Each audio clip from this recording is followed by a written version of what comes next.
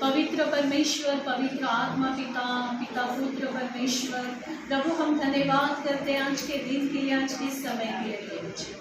आप महान है, आप अद्भुत, प्रतापी और पराक्रमी परमेश्वर, आप राजाओं के राजा परमेश्वर, पिता सिखाने वाले, समझाने वाले परमेश्वर, पिता पवित्र आत्मा इस सभा का नियंत्रण पिता, हम सभी का नियंत्रण कीजिए परमेश्वर, पिता हमसे बातें करें परमेश्वर, प्रभु हमारी समझ बुद्धि को खोल परमेश्वर, ताकि हम समझ सके परमेश्वर। हे पिता, हम मूर्ख और नादान के जीवन हम जी रहे थे, लेकिन आपने हमें चुना है प्रभु, ताकि हम आपके राज्य के खोजी बने रहे, ताकि हम आपके राज्य के सुसमाचारक बने रहे। पिता होने दे परमेश्वर, जिस उद्देश्य के लिए, जिस कार्य के लिए पिता आपने हमें चुना है, आपने हमें नियुक्त किया है परमेश्वर, पिता हम धन्यवाद करते हैं। अब महान अद्भुत परमेश्वर पिता, इस टीचिंग को हम आपको समर्पण कर रहे हैं। अच्छा, इस टीचिंग में होने वाली बातों को हमें समझने के लिए सहायता मदद कर। अच्छा हाँ पिता परमेश्वर, आप अच्छे टीचर हो पिता, आप अपने बच्चों को अच्छी शिक्षा देना जानते हो। अच्छा, हर एक के समझ के अनुसार, हर एक के ज्ञान के अनुसार पिता आप हमें शिक्षा देते हो परमेश्वर, व्यक्तिगत में शिक्षा देते हो प्रभु, हमारे हर एक क्षणों में आप हमें सिखाते हो परमेश्वर। पिता हम धन्यवाद करते हैं प्रभु जी। हाँ पिता, सीखने के लिए आज हमारे मन को तैयार कीजिए, पवित्र आत्मा प्रभु हमारी सहायता मदद करे परमेश्वर, आपने किया है, हम आपको धन्यवाद करते हैं। सब कुछ आपके हाथों में सौंपते हैं। इस प्रार्थना को यीशु मसीह के नाम से मांगते हैं, आमीन आमीन आमीन आमीन। Hallelujah hallelujah hallelujah hallelujah. Bible क्या है? पवित्र बाइबल है। हालेलुया। मैं आपको बताना चाहती हूँ बाइबल क्या है। Hallelujah hallelujah. अगर इंग्लिश में हम बाइबल कहते हैं BIBL बाइबल, ठीक है। अगर हम हिंदी में देखते हैं बाइबल को पवित्र शास्त्र कहते हैं। क्या कहते हैं? पवित्र शास्त्र कहते हैं। हालेलुया। पवित्र शास्त्र यानी संसार की पवित्रता नहीं, जिस पवित्रता को हम नहीं जानते हैं वो स्वर्गीय पवित्रता, और उसके बारे में हमें पवित्र शास्त्र, जिसे बाइबल करके नाम दिया गया है, वो उसका नाम है। Hallelujah hallelujah. आपको मेरे साथ में थोड़ा समझने की जरूरत है। अब सवाल आता है कि ये बाइबल कहाँ से आया, कहाँ से आया ये बाइबल? कोई जवाब देगा? ये बाइबल, हालेलुया, अगर हम उस बाइबल को जानना चाहते हैं तो ये बाइबल लिखने वाले मनुष्य थे, लेकिन परमेश्वर की प्रेरणा से होकर परमेश्वर की आत्मा उन पर उतरती थी और वो स्वर्ग की बातों को लिखते थे। बाइबल ये ना हम बता सकते हैं कि पूरा स्वर्ग को बतलाता है कि स्वर्ग कैसा होगा। कोई मनुष्य स्वर्ग के बारे में नहीं जानता है, कोई मनुष्य स्वर्ग को ना एक्सप्लेन नहीं कर सकता है, लेकिन बाइबल बताता है कुछ कुछ मनुष्य के ऊपर स्वर्ग का आत्मा उतर आता था। कभी कभी जब परमेश्वर का समय आता था, उस समय में परमेश्वर का आत्मा उनके ऊपर आता था और वो आत्मा को प्रेरणा लेकर, आत्मा की प्रेरणा लेकर, मतलब कभी कभी है ना हमें कुछ रहस्य पता नहीं होती, आत्मा आकर उस रहस्य को हमको बताता था और वो लोग क्या करते थे, लिखते थे। किस में लिखते थे? एक पन्ने में लिखते थे। उस समय में हम देखते हैं कि वहां पर पेपर नहीं होता था, तो जो झाड़ का जो पत्ते होते थे उसके ऊपर वो लिखते थे, उसको सुखाकर उसके ऊपर है ना वो लिखते थे। तो ऐसे उस जमाने में ना कई सारे लोगों के ऊपर पवित्र आत्मा आता था और उसकी प्रेरणा में, पवित्र आत्मा की प्रेरणा में बाइबल लिखा गया। इसका मतलब क्या है? मनुष्य ने अपने मन की बातों को बाइबल में नहीं लिखा है, अपने समझ की बातों को बाइबल में नहीं लिखा गया, ठीक है।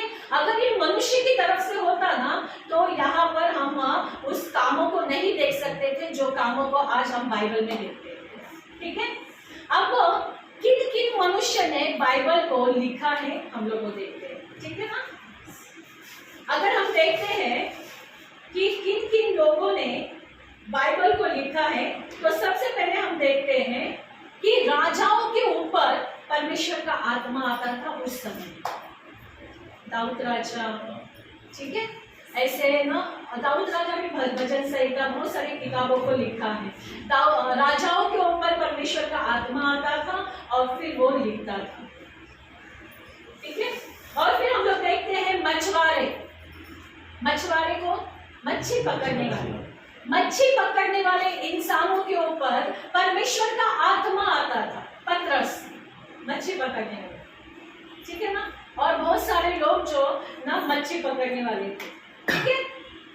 चरवाहा जो भेड़ बकरी चराते थे, ठीक है ना। दाऊद भेड़ बकरी चराने वाला था। दाऊद को जब बुलाया गया परमेश्वर के राज्य में, तब वो भेड़ बकरी चराता था। बाइबल बताता है कि उस पर पवित्र आत्मा आता था और उस शेरों को मार देता था ना, जानवर को वो है ना मार देता था, तब जब उस पर पवित्र आत्मा आता था। आप समझ रहे हैं? ये सब जो लोग है ना, मतलब हर एक पर है ना पवित्र आत्मा उठेगा नहीं जाता। विशेष जो प्रभु का भय मानता है, जो प्रभु को महत्व देता है, जो परमेश्वर का भय मानकर हर एक बुराई से दूर रहता था, उसके ऊपर पवित्र आत्मा उठेगा जाता है, ठीक है।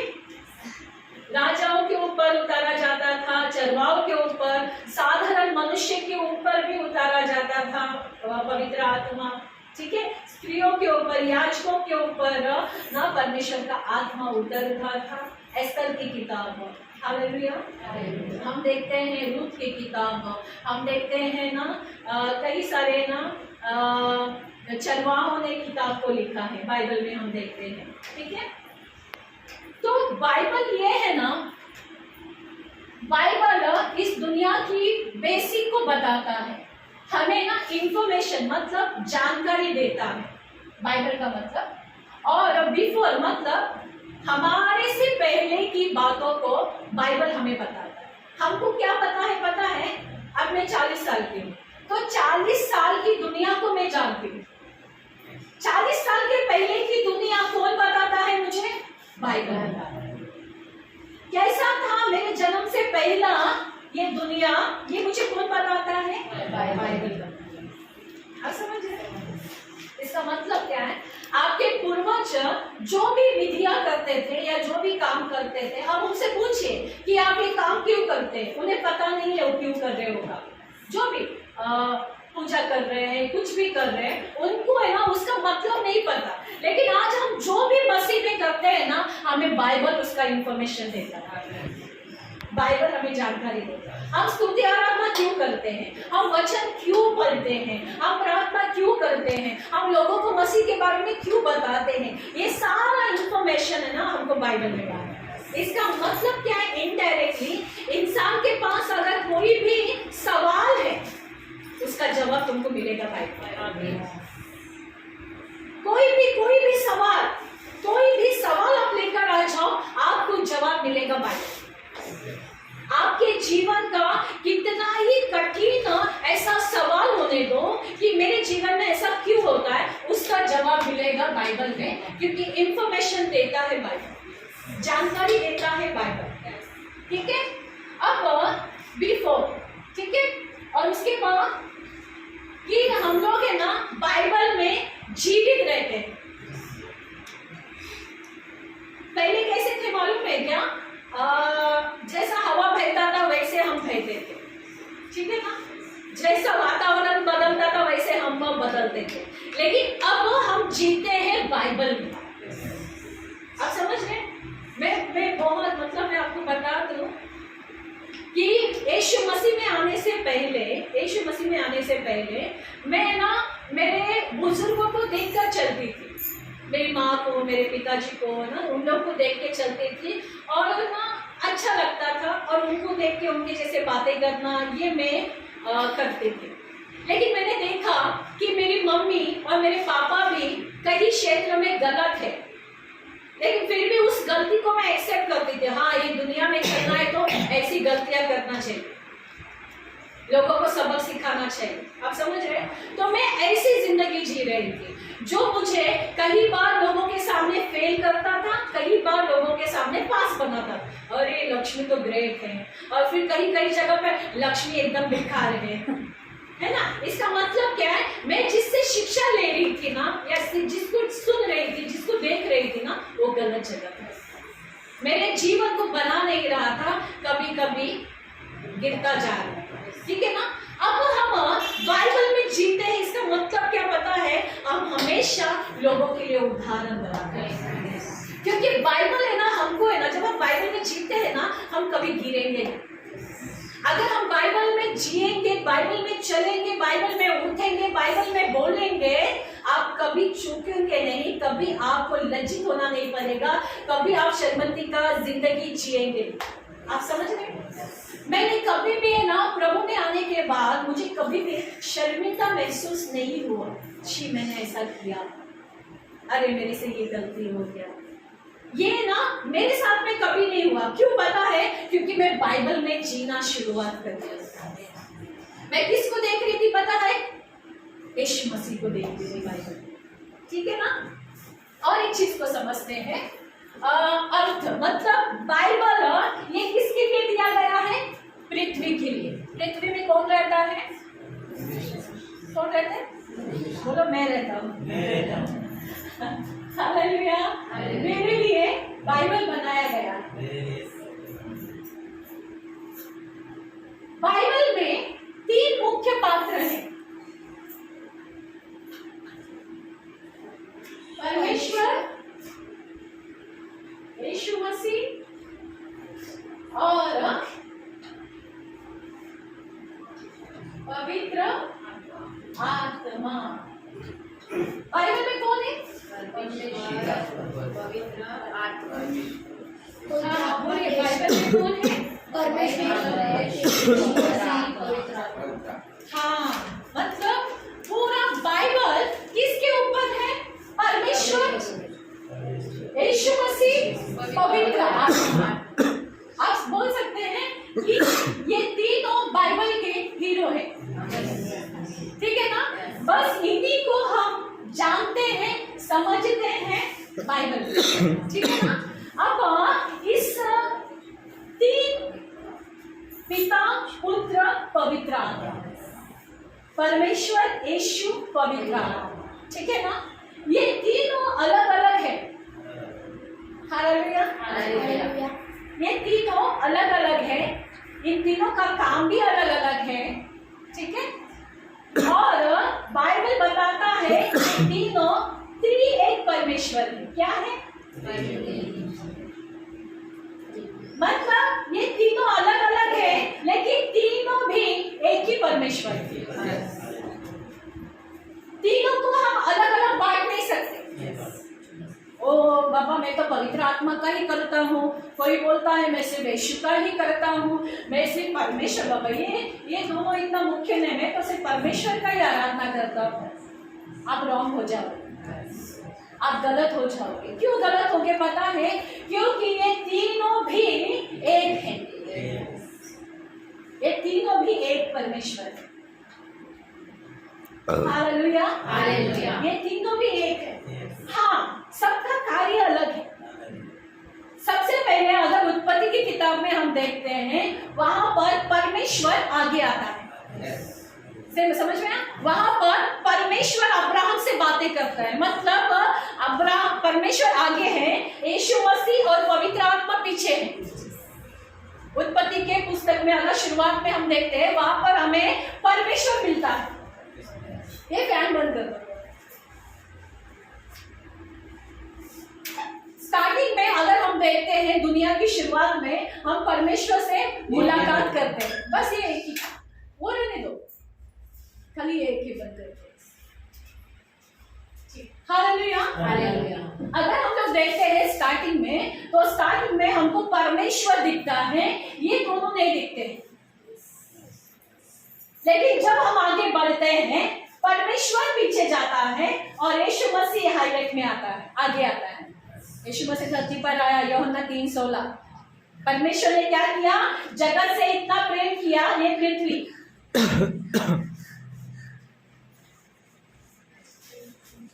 पृथ्वी, परमेश्वर ने जगत से इतना प्रेम किया कि उसने अपना इकलौता पुत्र दे दिया ताकि जो कोई उस पर विश्वास करे नाश ना हो परंतु अनंत जीवन पाए। अब परमेश्वर क्या किया पता है? परमेश्वर अभी पीछे हो गया और परमेश्वर ने अपने पुत्र को भेजा पृथ्वी पर। कुछ योजनाएं हैं यहाँ पर। यीशु मसीह क्यों आया? हम सभी जानते हैं कि वो पापों के लिए आया, ठीक है ना। अब क्या हो गया? यीशु मसीह ने अपना काम किया, परमेश्वर ने पहला अपना काम किया, फिर परमेश्वर पीछे गए, पुत्र को भेजा, अब पुत्र ने अपना काम किया और पुत्र पीछे गया, अब पुत्र ने किसको भेजा? पवित्र आत्मा। अब हमारे बीच में कौन है पता है? पवित्र आत्मा। अब कौन काम कर रहा है हमारे बीच में? पवित्र आत्मा काम कर रहा है, ठीक है ना। यीशु मसीह बोलता है ना वचन में, मैं जाऊंगा और तुम्हारे लिए सहायक भेजूंगा, वो तुम्हें मदद करेगा, जो जो मैंने तुम्हें सिखाया है वो सब तुमको स्मरण दिलाएगा, याद दिलाएगा।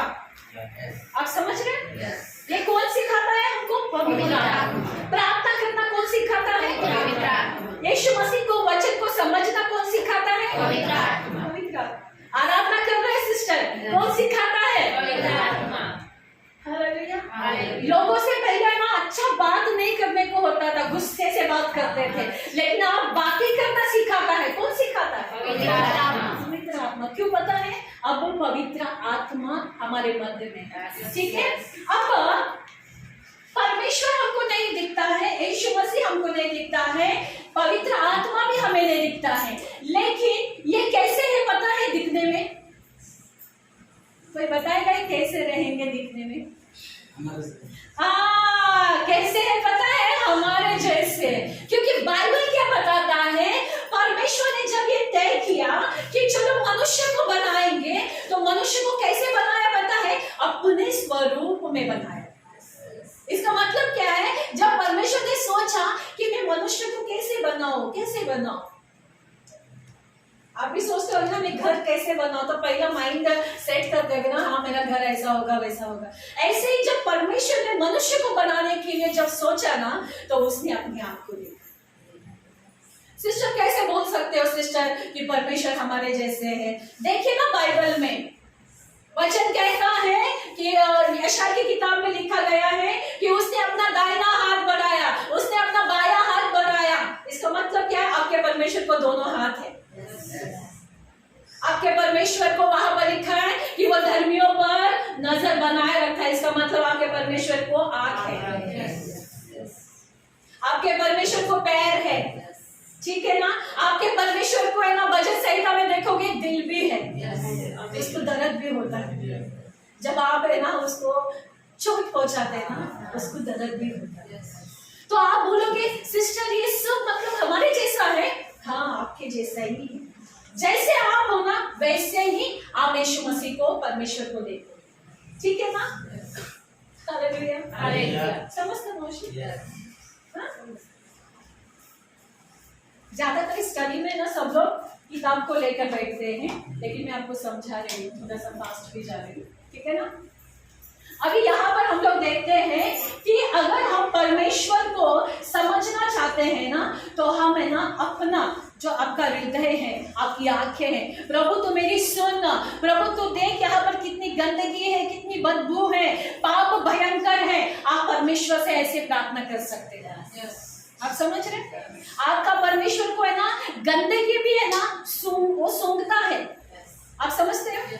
आप है ना पाप जब बढ़ जाता है या अधर्म बढ़ जाता है, आप अपने पिता से ऐसे प्रार्थना कर सकते हैं, प्रभु देख यहाँ पर कितनी गंदगी है, कितना दुर्गंध है, मैं नहीं रह सकती, प्रभु तू कैसे रहेगा परमेश्वर? इस दुर्गंधी को साफ कर प्रभु, मैं इस गंदगी में नहीं रह सकता। तब परमेश्वर क्या करता है? उस दुर्गंधी को, उस पाप को साफ करता है। समझ में आया? तो परमेश्वर को इसका मतलब क्या है कि चित्र नहीं बनाने का हमको परमेश्वर को। अगर आप परमेश्वर का चित्र बनाते हैं ना, तो आप परमेश्वर का अपमान कर रहे हैं। कैसे करेंगे अपमान? सिस्टर मैंने तो अच्छा सा ड्राइंग निकाला है। मनुष्य की बोलते ना हैसियत नहीं है कि वो परमेश्वर को स्वरूप दे, या स्वरूप देकर परमेश्वर को उसको कहे कि ये परमेश्वर है। क्यों नहीं पता है? सोचिए ना, उसने सूरज को बनाया, कई सारे ना एक जो हमारी पृथ्वी है ना, कितने ही सारे ना पृथ्वी अगर उस सूरज के अंदर समाएगी ना, इतना बड़ा सूरज बनाया गया है। तो सोचिए ये पृथ्वी में हम छोटे से जगह पर एक छोटे से इतने से हैं, इतने मूंगी से भी बहुत छोटे हैं। अगर हम परमेश्वर को आकार दे दे, वो ये परमेश्वर है, तो परमेश्वर का अपमान नहीं होगा? वो तो विशाल है, वो हमारे अंदर रहता। ये बड़ी बात है कि उसने ना सब चीजों को छोड़ा, महलों में जाना पसंद नहीं किया, हमारे अंदर रहना पसंद किया। वो कहता है तुम मेरी मंदिर हो।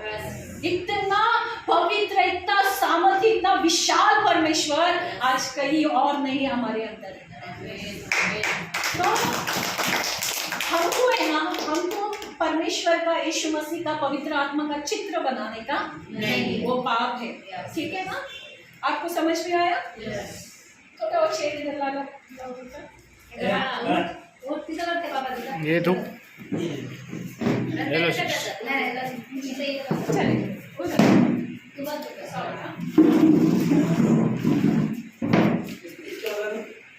लगा दो।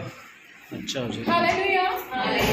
ठीक है, अब हम देखते हैं कि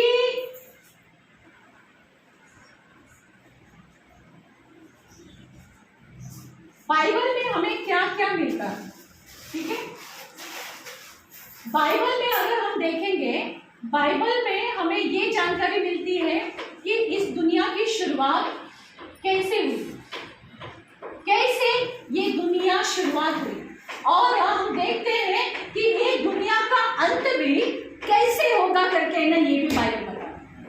क्यों पता है? बाइबल लिखने वाला या बाइबल को देने वाला परमेश्वर, उसने ही क्रिएशन किया है इस पृथ्वी का, उसने ही हमें जन्म दिया है, और वो हमारे अंत को भी जानता है। आप समझ गए? अगर आप बाइबल को समझना चाहते हो ना, तो आप देखो उत्पत्ति का मतलब क्या है। बाइबल में का पहला किताब जिसका नाम उत्पत्ति है, इसका मतलब क्या है? उत्पत्ति का मतलब है शुरुआत, और वो आपको मिलेगा बाइबल में। दुनिया में बहुत सारे किताब आपको मिलेंगे, लेकिन शुरुआत की बात कोई नहीं करता है। शुरुआत की बात सिर्फ बाइबल ही करता है। आप समझ रहे हैं? इसका मतलब क्या है कि उसके बाद, बाइबल के बाद जितने भी किताब आए ना, वो किताब बाइबल के इसमें से लिया गया है और कॉपी किया गया।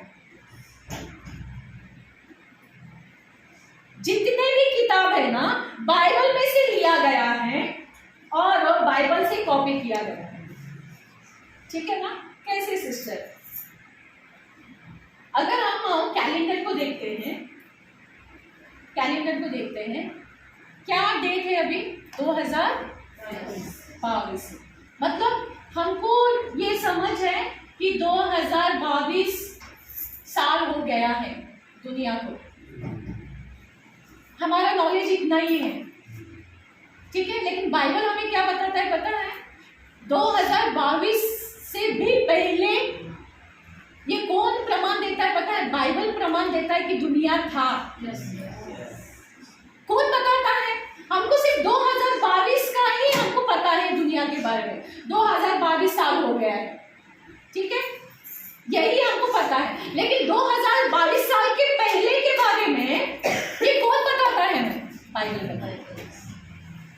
अभी बताइए कि 2022 कैसे सिस्टर कैलेंडर शुरू हुआ? अगर आप स्टडी करोगे ना, यीशु मसीह का जन्म, हालेलुया, यीशु मसीह का जन्म, यीशु मसीह का आना, तब से कैलेंडर शुरू हो गया है।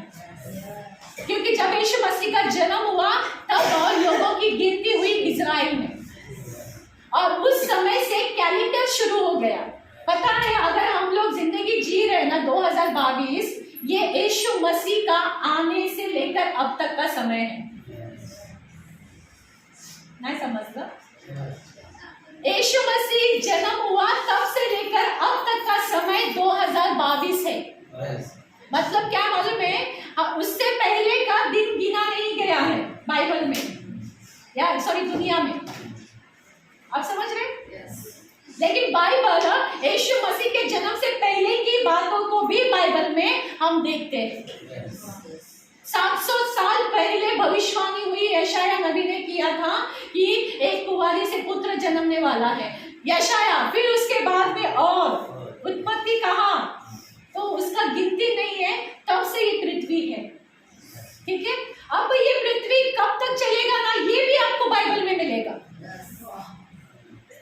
कब तक ये पृथ्वी, ये दुनिया बना रहेगा, ये भी आपको बाइबल में मिलेगा। समझ में आ रहा है? इसका मतलब क्या है पता है? कैलेंडर यीशु मसीह के जन्म से शुरू हुआ है, ठीक है, और उससे पहले का सब हमको बाइबल में मिलेगा, इसकी दुनिया। अब समझ में आ रहा है? इसका मतलब क्या पता है?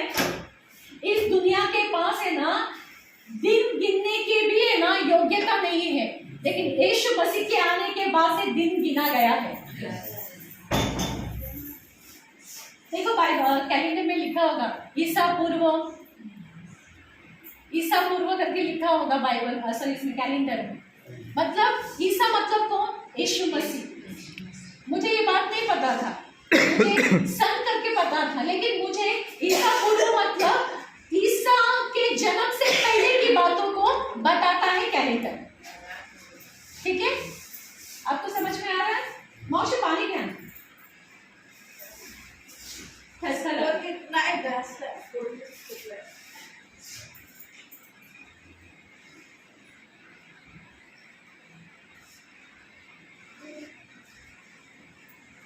बाइबल में हम क्या क्या बातों को, किन किन बातों को सुने?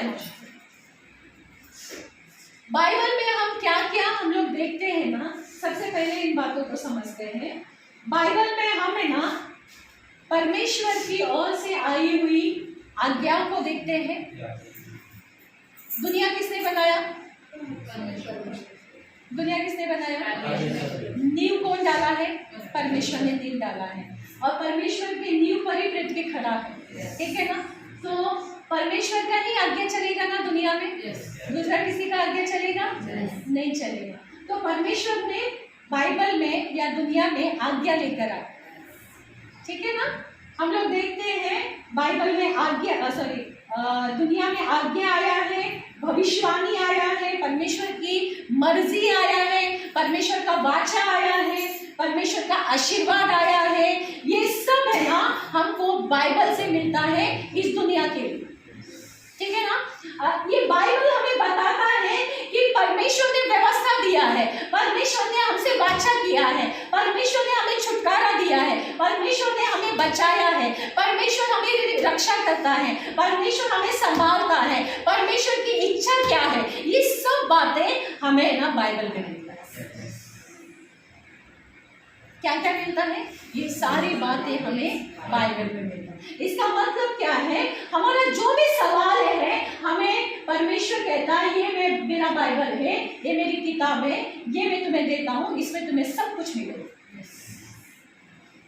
सब कुछ मिलेगा। तो अभी कैसा है पता है ना? बाइबल ऐसा है, हर कोई बाइबल को नहीं समझ सकता, नहीं समझ सकता। अगर आप बाइबल को खोजना चाहते हो या आप परमेश्वर को खोजना चाहते हो, तो आपको बाइबल के हर एक अंश या हर एक वचन आपको समझ में आएगा। अगर आप परमेश्वर को खोजना नहीं चाहते हो, सिर्फ आप पढ़ रहे हो, तो आपको इसमें परमेश्वर का इच्छा, वाचा, आशीष नहीं मिलेगा। अगर आप परमेश्वर को खोजना चाहते हो, तो आप जब शुरुआत करते हो, इसमें प्रभु का वाचा आपको मिलेगा, आशीष मिलेगा, भविष्यवाणी मिलेगा, आपके लिए जो जो प्रभु ने सोचा है वो सब कुछ इसके द्वारा तुम्हारे जीवन में होगा। ठीक है ना? आप समझ रहे हैं? बहुत जरूरी है।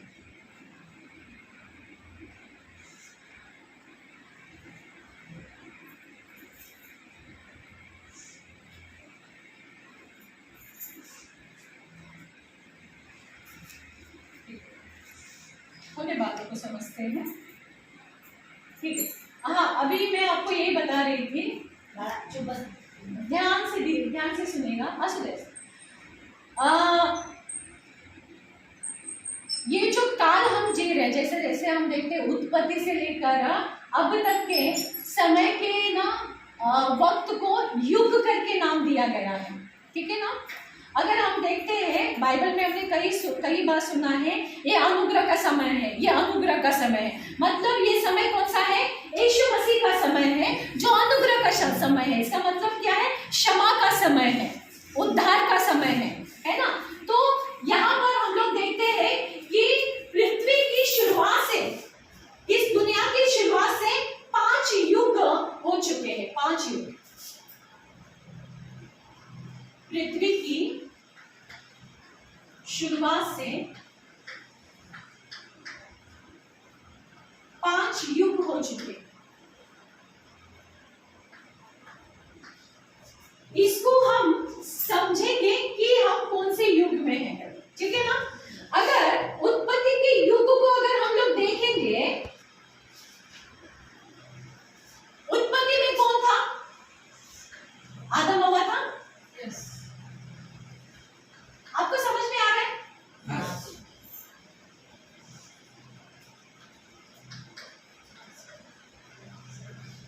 उत्पत्ति में कौन था?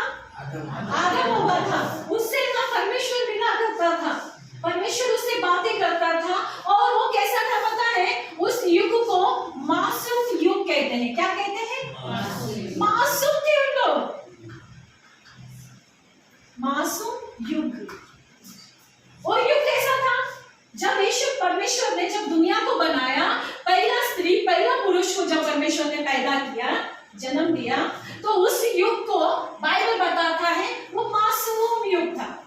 मासूम था इसीलिए शैतान के जाल में फंस गए। अगर वो होशियार हो, मतलब ये होता तो है ना चालाक आप जैसा मेरे जैसा, तो वो फंसता नहीं। वो मासूम था, उसे पाप के बारे में नहीं मालूम था, उसे कुछ दुनियादारी के बारे में मालूम था। वो ना मासूम था, इसीलिए उस टाइम के लोगों को हम मासूम युग बोलते हैं, ठीक है ना। समझने का इस चीज को। और दूसरा हम देखते हैं, ये पहला, ये दूसरा। यहां पर आता है नूह का। आपको याद है नूह? नूह बराबर है। नूह का पता है आपको? परमेश्वर ने उत्पत्ति के समय में आदम हव्वा को जन्म दिया, फिर मनुष्य पाप करने लगा, तो परमेश्वर ने क्या किया? नहीं, मुझे ये दुनिया नहीं चाहिए, ये बहुत गंदी हो गई है, ये पाप से भर गई है, इसे मैं खत्म करता हूं। तब नूह का दिन आया। नूह के युग को है ना विवेक युग कहते हैं। विवेक मतलब वहां पर है ना नूह का विवेक अलग था। मतलब हाँ ये पाप है, ये परमेश्वर को पसंद नहीं, क्योंकि परमेश्वर बातें करता था कि ये पृथ्वी ना पूरी अधर्म से भर गई है, सब भ्रष्ट हो चुके हैं। लेकिन नूह एक ऐसा धर्मी था जिसका विवेक है ना जागरूक था। वो सब, अभी सोचिए ना, आपका बाजू वाला भी पाप कर रहा है, आपका पूरा गांव पाप कर रहा है, लेकिन सिर्फ आप नहीं पाप कर रहे। इसका मतलब क्या? इसका विवेक जो है, इसका जो दिमाग है ना, ये अलर्ट था, ये जागा हुआ था। इसको क्या बोलते हैं? विवेक युग। इसको क्या बोलते हैं? विवेक। इसका विवेक अच्छा था, इसीलिए ये अकेला बच्चा, बाकी के सब मर गए जिसके विवेक भ्रष्ट हो चुके थे। विवेक मतलब समझ में आ रहा है? विवेक म्हणजे काय? अच्छा बुरा को समजने वाला इसका विवेक है, ठीक है ना। हे वाईट आहे म्हणजे तुमचा विवेक आहे, ठीक है ना। ये बुरा है, ये अच्छा है, नहीं ऐसा नहीं करने का, ऐसा नहीं बोलने का, ये कौन बोलता है? आपका विवेक बोलेगा। मतलब ये विवेक युग है जो नूह के समय का। दूसरा हम देखते हैं मूसा का समय आया। उसके बाद, इसके बाद कौन सा आया? मूसा आया। अभी ना यहां तक है ना ये मासूम युग हो गया, ये भी ना यहां से लेकर नूह तक है ना, या ये मासूम युग है। और यहां से लेकर मूसा तक है ना, ये ना विवेक पे चलते गए। मतलब नूह, अभी नूह का विवेक कैसा था? अच्छा था। अब क्या हो गया? अभी एक मूसा